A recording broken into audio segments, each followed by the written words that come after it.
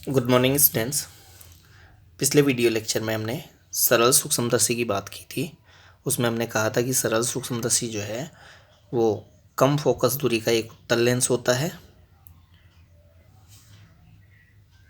जो कि सूक्ष्म बिंब का सीधा एवं बड़ा प्रतिबिंब बनाकर हमें दिखला देता है। उसके लिए हमने प्रतिबिंब रचना का जो किरण आरेख है वो ये बनाया था। सूक्ष्म बिंब था, इस कम फोकस दूरी के उत्तल लेंस ने इसका बड़ा प्रतिबिंब बना दिया है, सीधा एवं बड़ा प्रतिबिंब बना के नेत्र को दिखला दिया है। क्लियर है। जब इस सूक्ष्म बिंब को हम नेत्र से 25 सेंटीमीटर की दूरी पर स्पष्ट दृष्टि की न्यूनतम दूरी पर रखकर देख रहे थे बिना यंत्र के, तो उसके द्वारा जो नेत्र पर दर्शन कोण बनाया जा रहा था वो अत्यल्प था, बहुत छोटा था।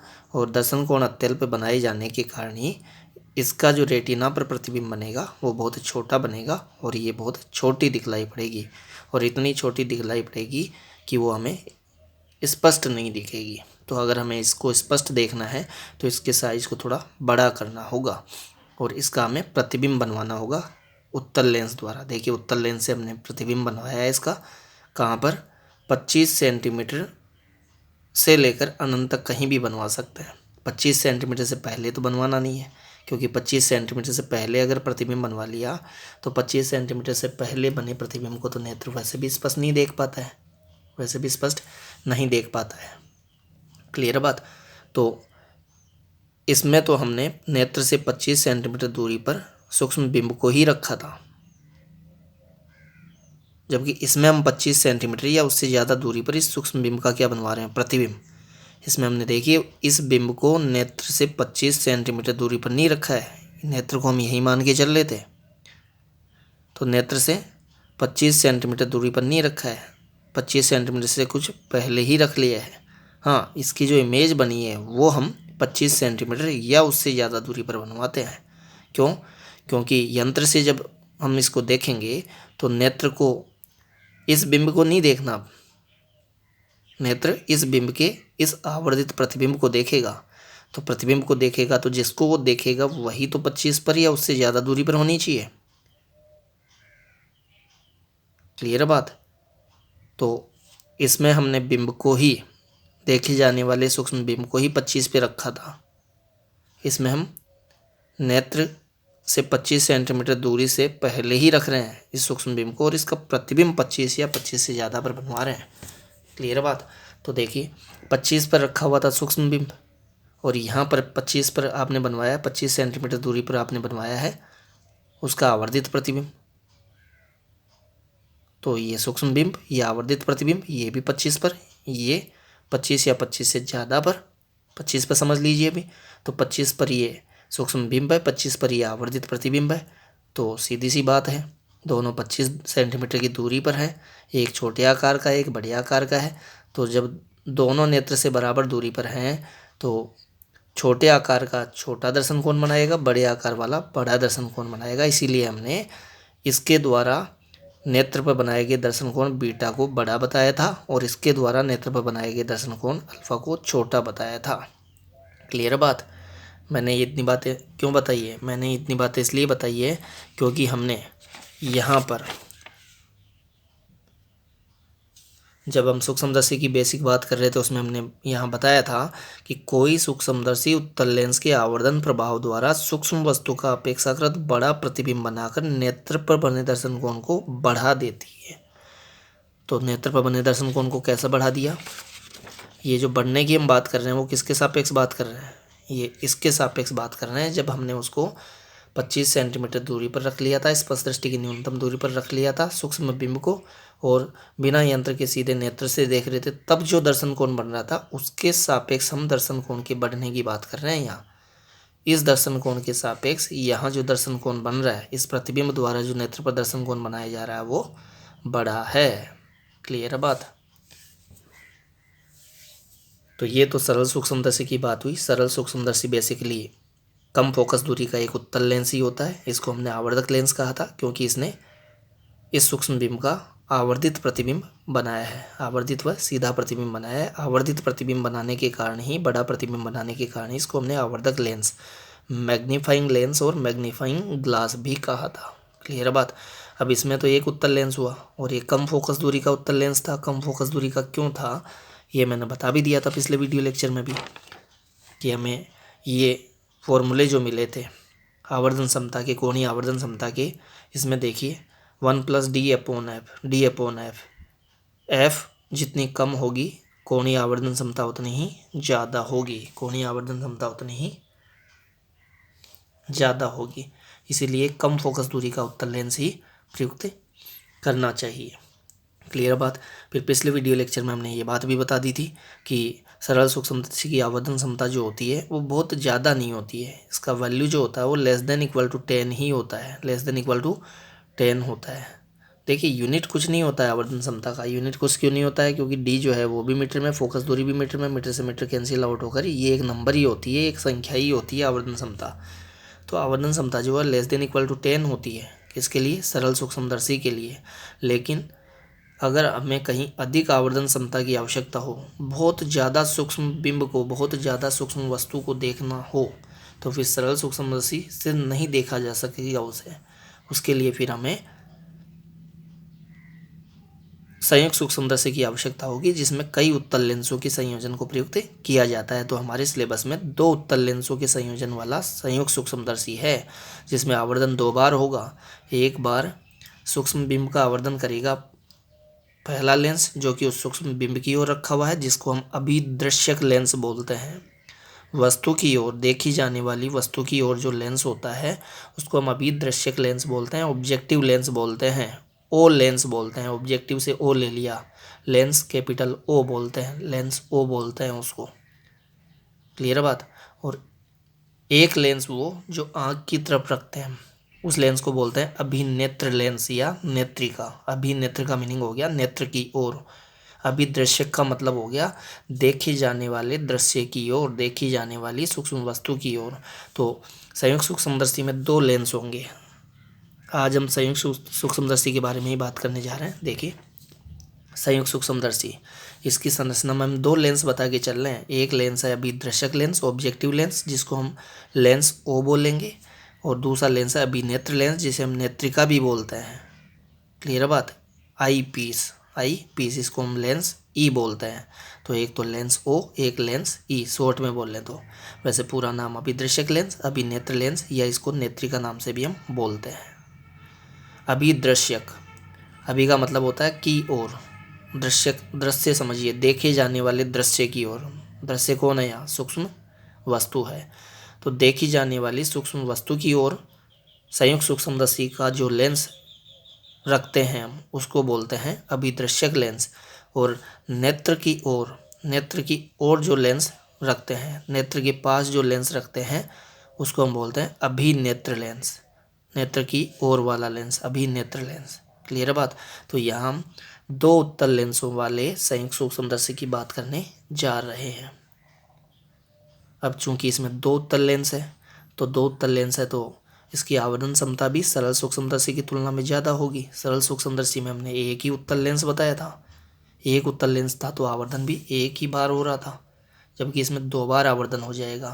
पहले उस सूक्ष्म बिंब का आवर्धन कौन कर देगा, अभिदृश्यक लेंस कर देगा। फिर वो जो आवर्धित प्रतिबिंब किसने बनाया है, अभिदृश्यक लेंस ने बनाया है, उस आवर्धित प्रतिबिंब को अभिनेत्र लेंस अपने लिए बिंब मान लेगा और उसको बिंब मानते हुए उसका फिर से आवर्धन कर देगा। तो इस तरीके से 2 बार आवर्धन होगा, इसीलिए इसकी आवर्धन क्षमता ज़्यादा होती है, जबकि सरल सूक्ष्मदर्शी के लिए आवर्धन क्षमता हमने <10 बताई थी। अब सूक्ष्म, बहुत ज़्यादा सूक्ष्म वस्तु है तो उसको हम सरल सूक्ष्मदर्शी से नहीं देख पाएंगे, क्योंकि उसकी आवर्धन क्षमता <10 है, ज़्यादा से ज़्यादा उसका वैल्यू हम 10 बता के चल रहे हैं। तो 10 टाइम्स मैग्नीफिकेशन के बाद भी, 10 गुना आवर्धन के पश्चात भी अगर वस्तु हमें नहीं दिखी, अगर वो इतनी सूक्ष्म है कि 10 गुना आवर्धन के पश्चात भी नहीं दिखी, तो फिर हमें उसको संयुक्त सूक्ष्मदर्शी से देखना होगा, जिसकी आवर्धन क्षमता हम कितनी बता के चल रहे हैं, 1000 की कोटि की बता के चल रहे हैं, 1000 की कोटि की बता के चल रहे हैं। देखिए लेस देन इक्वल टू 10 है, जबकि इसको हमने 1000 की कोटि की बताई है। क्यों? क्योंकि यहाँ लेंसों के संयोजन से आवर्धन हम कई बार कर सकते हैं, आवर्धन क्षमता को बढ़ा सकते हैं, आवर्धन क्षमता को बढ़ा सकते हैं। तो बहुत ही सूक्ष्म वस्तु को, अत्यंत सूक्ष्म वस्तु को देखना हो तो संयुक्त सूक्ष्मदर्शी यूज में लेंगे, जिसमें 2 या 2 से अधिक उत्तल लेंसों के संयोजन द्वारा हम अत्यंत सूक्ष्म बिंब का काफ़ी बड़ा प्रतिबिंब बना सकते हैं। क्लियर है बात? देखिए यहाँ बताया 2 या अधिक उत्तल लेंसों के संयोजन से बना सूक्ष्मदर्शी जो अति सूक्ष्म वस्तुओं को दिखाने हेतु प्रयुक्त किया जाता है संयुक्त सूक्ष्मदर्शी कहलाता है। सबसे सरलतम संयुक्त सूक्ष्मदर्शी में कम फोकस दूरियों के 2 उत्तल लेंस होता है। सरल सूक्ष्मदर्शी में जो एक उत्तल लेंस था वो भी कम फोकस दूरी का ही था, क्योंकि फोकस दूरी कम रखने पर आवर्धन क्षमता ज़्यादा होती है। हमने फॉर्मूले से उसको बताया भी था। इसमें भी जो दोनों लेंस अभी हमने बताए, अभिदृश्यक लेंस, अभिनेत्र लेंस, ऑब्जेक्टिव लेंस, आईपीस, इन दोनों की फोकस दूरियाँ, इसकी फोकस दूरी को हम स्मॉल एफ ओ से डिनोट करेंगे, स्मॉल एफ नोट से डिनोट करेंगे। इसकी फोकस दूरी को एफ के नीचे स्मॉल ई लगाकर स्मॉल एफ, उसके नीचे सबस्क्रिप्ट में स्मॉल ई लगाकर डिनोट करेंगे। F O F E. तो इनकी फोकस दूरियाँ भी कम ही होती है, क्योंकि कम फोकस दूरी रखने पर आवर्धन क्षमता का मान ज़्यादा होता है। कैसे होता है इसको अभी हम आवर्धन क्षमता के लिए जब फॉर्मूला डिराइव करेंगे तो उसमें बताएंगे। वहाँ जो हमें सूत्र मिलेंगे उससे हम बता देंगे कि एफ नोट व एफ ई दोनों की फोकस दूरियों के मान कम होने पर आवर्धन क्षमता का मान ज़्यादा होता है। इसीलिए यहाँ हमने बोला है कि कम फोकस दूरियों के 2 उत्तल लेंस होते हैं। किसमें? संयुक्त सूक्ष्मदर्शी में। अब 2 से ज़्यादा भी हो सकते हैं, लेकिन हम जिस संयुक्त सूक्ष्मदर्शी की स्टडी करने जा रहे हैं वो 2 उत्तल लेंसों के संयोजन वाली है, कम फोकस दूरियों के 2 उत्तल लेंसों के संयोजन वाली है। क्लियर है बात?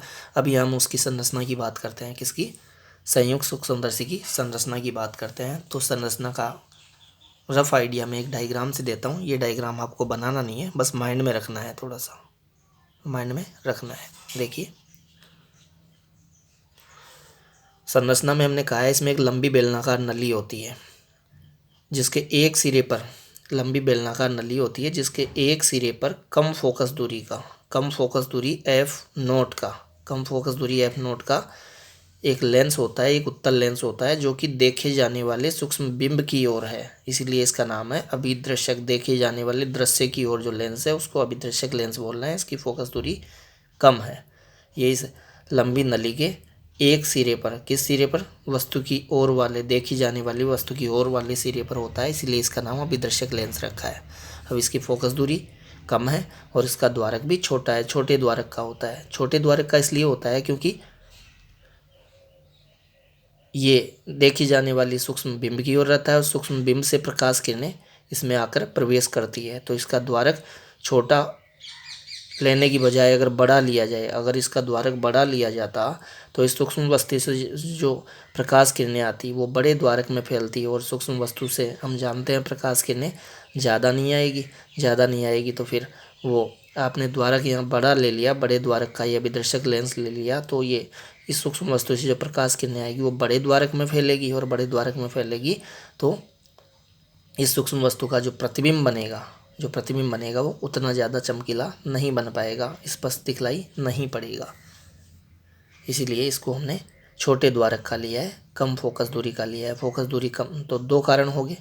एक तो वो जो प्रतिबिंब बने, इस सूक्ष्म बिंब का जो प्रतिबिंब बनेगा वो चमकीला बने, और दूसरी आवर्धन क्षमता ज़्यादा हो।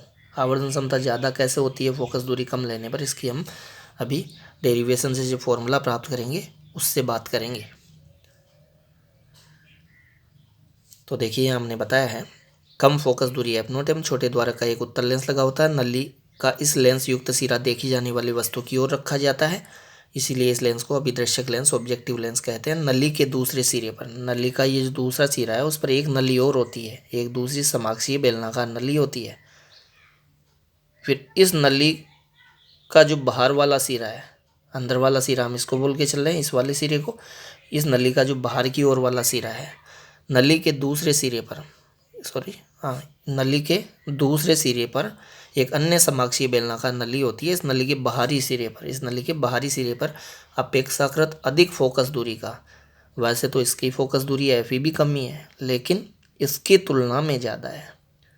फोकस दूरी ये भी कम ही है, फोकस दूरी ये भी कम ही है। दोनों लेंस कम फोकस दूरी के ही होते हैं, दोनों लेंस कम फोकस दूरी के ही होते हैं। और कम फोकस दूरी के इसलिए लिए जाते हैं क्योंकि कम फोकस दूरी के लिए जाने से संयुक्त सूक्ष्मदर्शी की आवर्धन क्षमता अधिक मिलती है। हमें कैसे मिलती है मैंने बताया अभी। हमें इस टॉपिक के लास्ट में फॉर्मूले मिलेंगे, उनसे मैं बताऊंगा कि F0 व Fe का वैल्यू कम होगा तभी आवर्धन क्षमता ज़्यादा होगी। तो मैं कहना ये चाह रहा हूँ कि इन दोनों लेंसों की ही फोकस दूरियाँ होती तो कम ही है, लेकिन इसकी तुलना में इसकी फोकस दूरी थोड़ी ज़्यादा है। इस नली के बाहरी सिरे पर, इस वाली नली के बाहरी सिरे पर अपेक्षाकृत अधिक फोकस दूरी FEM बड़े द्वारक, इसकी तुलना में बड़ा है द्वारक का एक अन्य उत्तल लेंस समाक्षीय रूप से, दोनों की अक्ष एक ही है, उभयनिष्ठ अक्ष से समाक्षीय रूप से व्यवस्थित रहता है। क्लियर है बात। नली का इस लेंस युक्त सिरा नेत्र की ओर रखा जाता है। तो देखिए नेत्र की ओर रखा जाता है, इसीलिए इस लेंस का नाम है अभिनेत्र लेंस। ये देखे जाने वाले दृश्य की ओर, देखी जाने वाली सूक्ष्म वस्तु की ओर रखा जाता है नली का ये वाला सिरा जिसमें ये लेंस लगा हुआ है, इसीलिए इस लेंस का नाम है अभिदृश्यक लेंस। अभिदृश्यक लेंस, अभिनेत्र लेंस, दृश्य की ओर वाला लेंस, नेत्र की ओर वाला लेंस, यूं याद रखिए। अब इन दोनों लेंसों के बीच की दूरी को परिवर्तित किया जा सकता है। परिवर्तित करने के लिए जिस व्यवस्था का उपयोग किया जाता है उसका नाम है दंड चक्रीय व्यवस्था, रेक पिनियन अरेंजमेंट, जो कि यहाँ डायग्राम में बताया नहीं गया है और बताने की कोई ज़रूरत भी नहीं है। बस इतना ध्यान रखिए कि इस नली के भीतर, इस नली को इधर उधर सरकाकर हम दोनों लेंसों के बीच की दूरी को आवश्यकता अनुसार परिवर्तित कर सकते हैं। और ये दूरी परिवर्तित करने की आवश्यकता क्यों होती है अभी हम किरण आरेख में बात करेंगे। तो दंड चक्रीय व्यवस्था द्वारा, रेक पिनियन अरेंजमेंट द्वारा इन दोनों लेंसों के बीच की दूरी को आवश्यकता अनुसार परिवर्तित किया जा सकता है। क्लियर है बात। तो ये मैंने संरचना की बात करी, यहाँ संरचना मैंने लिख रखी है, वीडियो को पॉज करके आप देख सकते हैं। ये डायग्राम आपको बनाने की ज़रूरत नहीं है, लेकिन डायग्राम मैंने आपको इसलिए दिखा दिया है ताकि इसको थ्योरी को समझना आसान हो जाए। तो ये इसकी संरचना की बात हुई।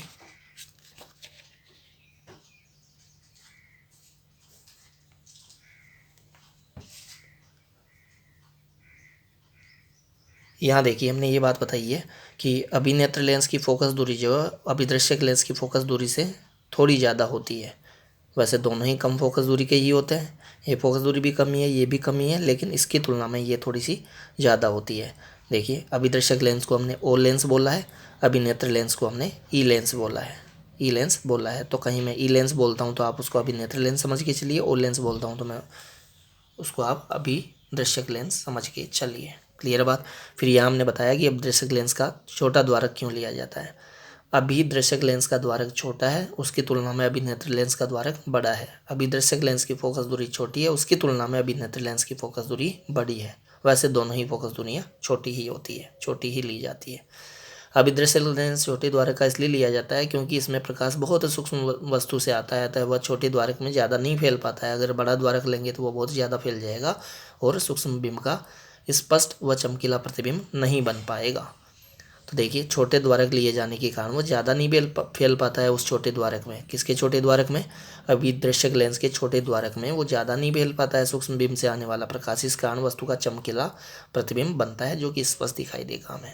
अब यहाँ कार्यविधि बताइए हमने कि किस तरीके से सूक्ष्म बिंब AB का बहुत ज़्यादा आवर्धित प्रतिबिंब A double dash B double dash हमें प्राप्त होता है संयुक्त सूक्ष्मदर्शी द्वारा। देखिए दो लेंस दिखाए हमने यहाँ, एक लेंस ये वाला लेंस जो है जिसकी फोकस दूरी व द्वारक कम है, वो है अभिदर्शक लेंस। जिसकी फोकस दूरी व द्वारक इसकी तुलना में ज़्यादा है, वो है अभिनेत्र लेंस। इसके प्रकाशिक केंद्र को हमने O नाम दिया है, ऑब्जेक्टिव। इसके प्रकाशिक केंद्र को हमने E नाम दिया है, आई पीस। इस आँख को हम यहीं समझ के चलेंगे, क्योंकि जब हम सूक्ष्म वस्तु को देखेंगे तो वस्तु की ओर तो ये लेंस रखा जाएगा, नली का ये वाला सिरा मैंने बताया था अभी, ये नली है और ये नली है। तो नली का ये वाला जो सिरा है जिसमें ये वाला लेंस लगा हुआ है वो सूक्ष्म बिंब की ओर रखा जाएगा, और इस नली का ये वाला जो सिरा है ये नेत्र की ओर रखा जाता है। तो नेत्र इस लेंस के पास सटाकर ही रखते हैं हम, इसीलिए आँख को आप यहाँ न समझकर यहीं समझिए, इसके प्रकाशिक केंद्र पर ही समझिए। तो अभी ये जो प्रतिबिंब बनेगा A double dash B double dash, जो कि सूक्ष्म बिंब का प्रतिबिंब है लेकिन सूक्ष्म बिंब से काफ़ी बड़ा बना है। देखिए काफ़ी बड़ा बना है। एक बार इसका आवर्धन यहाँ हुआ है और फिर देखिए इस लेंस ने इस सूक्ष्म बिंब का आवर्धित प्रतिबिंब ये बना दिया है। इस आवर्धित प्रतिबिंब को ये वाला लेंस अपने लिए बिंब मानेगा, इसके लिए ये बिंब की भांति कार्य करेगा और इसका फिर आवर्धित प्रतिबिंब ये बना देगा ये वाला लेंस। तो इस सूक्ष्म बिंब का काफ़ी बड़ा प्रतिबिंब मिल जाएगा हमें संयुक्त सूक्ष्मदर्शी द्वारा A double dash B double dash. Clear बात। अब अभी हम जो कोणीय आवर्धन क्षमता कैपिटल M का फॉर्मूला डेराइव करेंगे, उसमें हम फॉर्मूला बताते हैं capital M is equal to beta upon alpha, beta upon alpha. तो अल्फा तो तब का दर्शन कोण हम बता के चलते हैं जब बिना यंत्र के, बिना इन लेंसों की सहायता के ही हम 25 सेंटीमीटर की दूरी पर इस सूक्ष्म बिंब AB को रखकर सीधे नेत्र से ही देखें, तब जो दर्शन कोण बनता है वो अल्फा है, तब जो दर्शन कोण बनता है वो अल्फा है। और यंत्र की सहायता से, इन दोनों लेंसों की सहायता से जब हम प्रतिबिंब निर्माण करवाएंगे और वो प्रतिबिंब जो है, अंतिम प्रतिबिंब जो है, अंतिम प्रतिबिंब ये है। देखिए प्रतिबिंब तो यहाँ दो है, इसके लिए एक प्रतिबिंब ये है और फिर इसका प्रतिबिंब ये है। तो अंतिम प्रतिबिंब हम A double dash B double dash को बोल के चल रहे हैं। तो सूक्ष्मदर्शी द्वारा बनाया गया अंतिम प्रतिबिंब द्वारा, अंतिम प्रतिबिंब द्वारा नेत्र पर बनाए गए दर्शन कोण को हम बीटा बोल रहे हैं। तो ये बीटा और अल्फा कब, जब इस सूक्ष्म बिंब को हम बिना इन दोनों लेंसों की सहायता के ही 25 सेंटीमीटर दूरी पर रखकर सीधे ही नेत्र से देखेंगे, तब जो दर्शन कोण बनाएगा ये सूक्ष्म बिंब AB नेत्र पर, उसको हम अल्फा बोलते हैं। तो बीटा अपॉन अल्फा करके हम कोणीय आवर्धन क्षमता निकाल लेंगे। सीधे देखने का डायग्राम ये वाला है। देखिए नेत्र से 25 सेंटीमीटर दूरी पर रखा है हमने सूक्ष्म बिंब AB को और नेत्र यहाँ है, तो नेत्र पर दर्शन कोण अल्फा बन रहा है। तो ये तो अल्फा है, बिना यंत्र के ही देखा है, बिना लेंसों की सहायता के ही देखा है, 25 सेंटीमीटर दूरी पर रखकर देखा है, स्पष्ट दृष्टि की न्यूनतम दूरी पर रखकर देखा है। तब जो नेत्र पर दर्शन कोण बन रहा है, जो ये सूक्ष्म बिंब बना रहा है, उसको हमने अल्फा बोला है और बीटा इसको बोला है। इन दोनों लेंसों की सहायता से जो हमें अंतिम प्रतिबिंब मिलेगा इस सूक्ष्म बिंब के लिए, उसके द्वारा नेत्र पर बना जो दर्शन कोण है बीटा, वो है ये। तो बीटा अपॉन अल्फा करके हम कैपिटल M निकालेंगे। क्लियर बात। मैंने बताया कि आँख को हम यहीं समझ के चलेंगे। तो अभी नेत्र लेंस के प्रकाशी केंद्र पर इस अंतिम प्रतिबिंब A double dash B double dash द्वारा बनाया गया जो दर्शन कोण है, वही दर्शन कोण हम नेत्र पर बना हुआ मानेंगे, क्योंकि नेत्र अति निकट ही रखा जाता है, इसके पास सटाकर ही रखा जाता है। क्लियर बात। अब देखिए हम प्रतिबिंब निर्माण की बात करते हैं, प्रतिबिंब रचना की बात करते हैं। अभी तो मैं मोटे मोटे तौर पर बात कर रहा था, अब मैं पूरे डायग्राम की बात करता हूँ कि ये डायग्राम, ये किरण आरेख जो है वो हमें ड्रॉ कैसे करना है। बोर्ड एग्जाम में संयुक्त सूक्ष्मदर्शी कई बार पूछा जा चुका है, इसलिए आपको ये किरण चित्र, किरण आरेख बनाना भी आना चाहिए। तो देखिए सबसे पहले हम ये उभयनिष्ठ अक्ष खींच लेंगे दोनों के लिए, फिर हम ये लेंस बना लेंगे। दोनों लेंस हमें एक साथ नहीं बनाना है, जैसे जैसे मैं बोलता चल रहा हूँ वैसे वैसे ही आपको प्रतिबिंब रचना करनी है, अदरवाइज़ तो ये डायग्राम बनेगा ही नहीं है, आपको कई बार मिटा मिटा कर इसको बनाना पड़ेगा। तो देखिए सबसे पहले ये मुख्य अक्ष खींच लीजिए, फिर ये लेंस बना लीजिए, केवल ये लेंस बना लीजिए। इस लेंस का नाम है अभिदर्शक लेंस, इसीलिए मैंने इसके प्रकाशिक केंद्र को O नाम दे दिया है, ऑब्जेक्टिव लेंस का प्रकाशिक केंद्र। क्लियर बात। अब ये लेंस बनाने के बाद में इस लेंस के मुझे दोनों फोकस दिखा लेने हैं, दोनों फोकस दिखा लेने हैं। दोनों फोकस कौन से, ये इसका प्रथम फोकस है FO डैश और ये FO, O फॉर ऑब्जेक्टिव।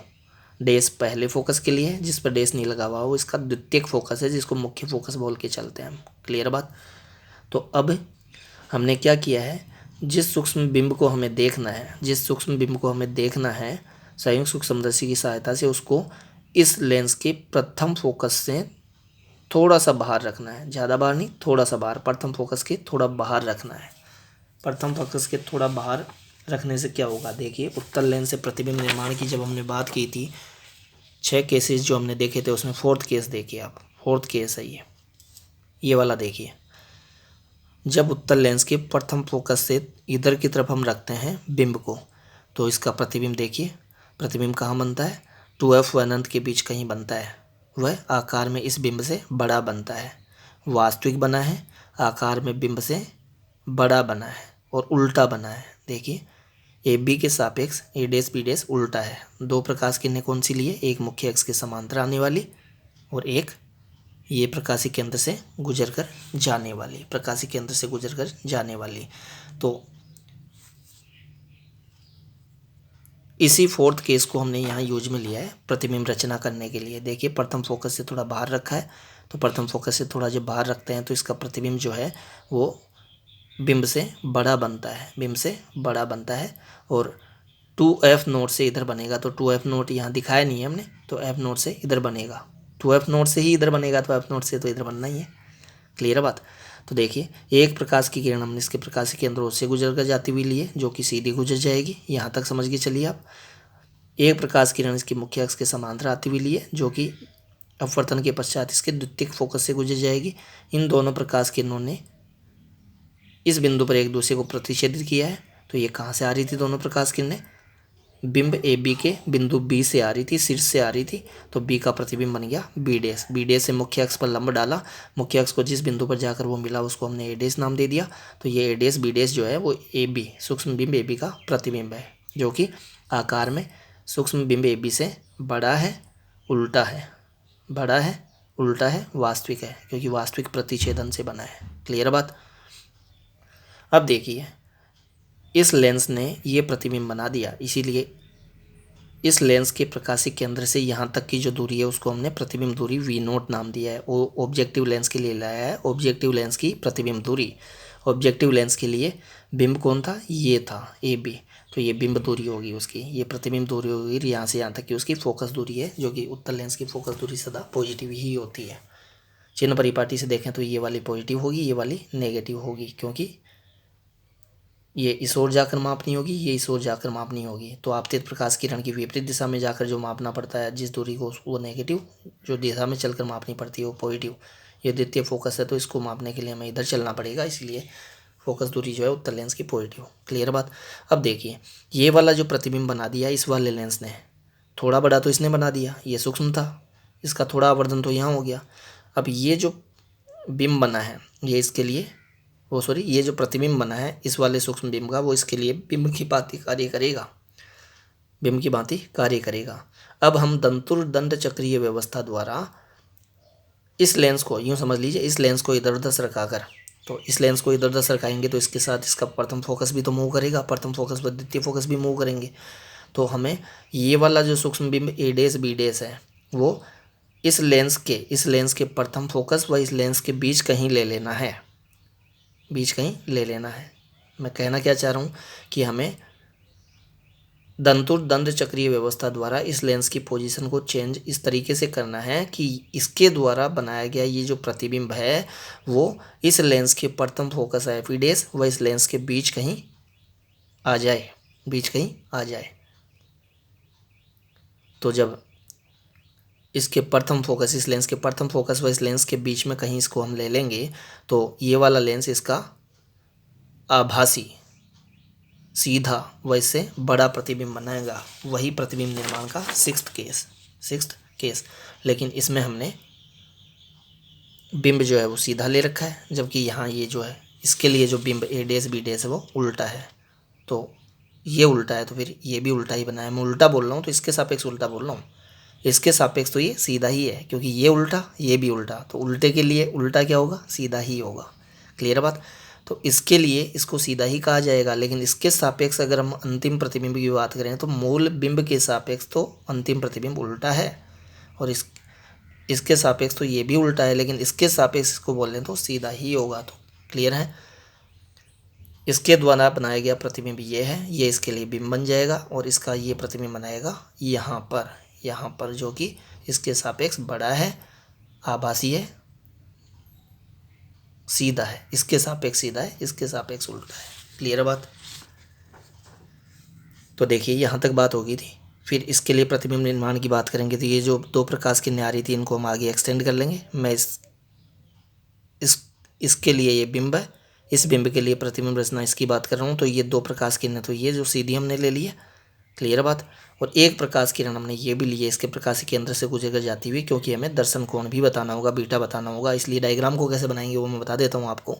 वैसे तो रियल में तो ऐसे है कि ये प्रकाश किरण इधर गुजर गई, सीधी गुजर गई, और ये 2 जो प्रकाश किरणें आई है यहाँ पर आकर आपतित हुई, और लेंस ने इनको अपनी मुख्य अक्ष की ओर मोड़ दिया, और ये इस तरीके से गई। अब इन तीनों प्रकाश किरणों को आगे बढ़ाएंगे तो ये तो जाकर आगे तो कटेगी नहीं, इसलिए प्रतिबिंब इधर तो बनेगा नहीं। इनको पीछे की तरफ एक्सटेंड करिए आप, इन तीनों को पीछे की तरफ एक्सटेंड करिए, तो जिस बिंदु पर जाकर ये मिलती हुई प्रतीत होगी उस बिंदु पर हम बी डैश का प्रतिबिंब बताएंगे, बी डबल डैश। फिर बी डबल डैश से मुख्य अक्ष पर लंब डाल देंगे, मुख्य अक्ष के जिस बिंदु पर जाकर वो मिलेगा उसको हम ए डबल डैश नाम दे देंगे।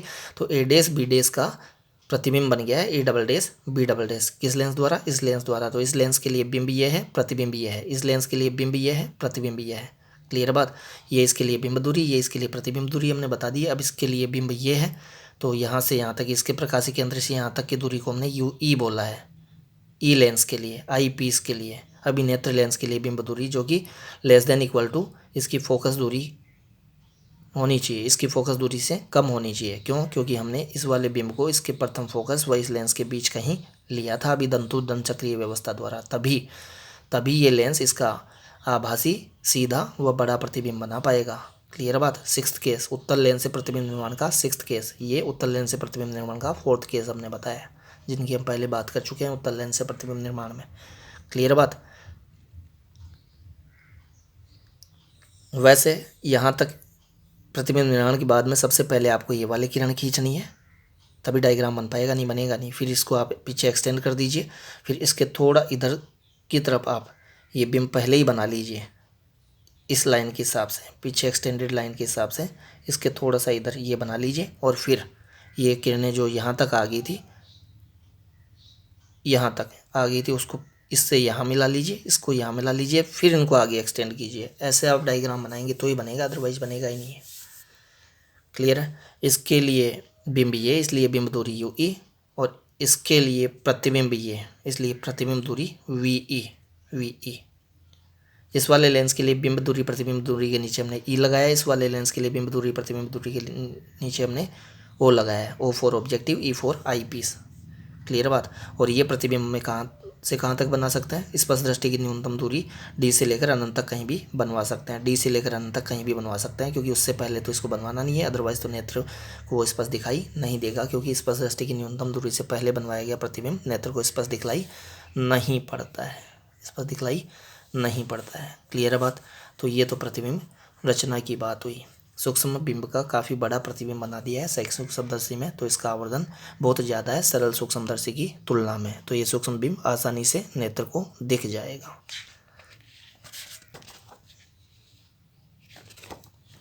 ये देखिए, ये यहाँ लिखी हुई है क्रियाविधि, इसकी क्रियाविधि जो है वो यहाँ लिखी हुई है, किस तरीके से प्रतिबिंब निर्माण हुआ है।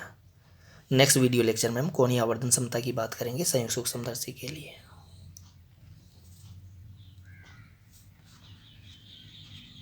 Thank you.